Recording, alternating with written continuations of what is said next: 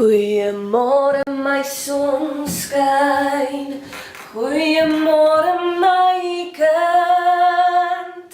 Hallo, ek is Lavaletta van die Suid-Kaap Forum en vandag gaan ek vir jou wys hoe om jou dag reg te begin. Want jy moet lief wees vir jouself en jy weet nie wat se avontuur daar buite vir jou wag nie, so jy moet sorg dat jy die regte brandstof het om deur al daai uitdagings te traf asof jy alles onder beheer het.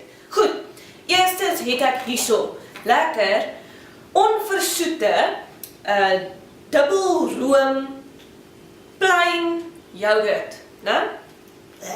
Dit smaak nie so lekker nie, maar daar's 'n plan. Jy sit vir jou 'n lepeltjie heuning by. Altyd lekker, so lekker baie heuning. Jy meng hom goed in. Dat hy lekker soet word op 'n regte manier. Dan het ek my tuisgemaakte muesli mengsel wat jy koop vir jou van daai crunch en jy koop vir jou neute. Ek het pompoenpitte en sonneblomsade en amandels en alles wat lekker is, het ek in hierdie mengsel gevoeg. Jy gooi dit by jou yoghurt. En as jy dink jy het genoeg, gooi nog 'n bietjie by. En dit word ook gemeng. As dit gemeng word, kan jy sing.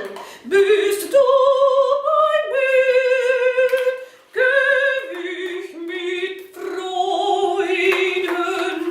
En dan vrugte, bietjie aardbeie en pisang.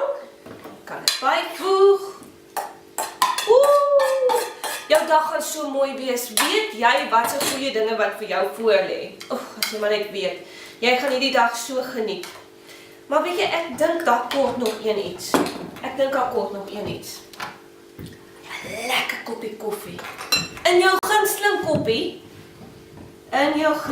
koppie.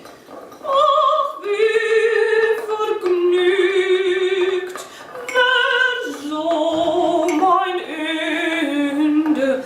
Das sy.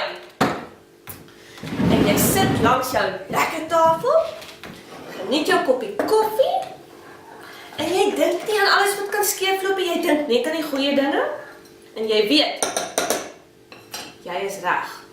Sien jou volgende week weer by Suid-Kaap Forum se Lavaletta.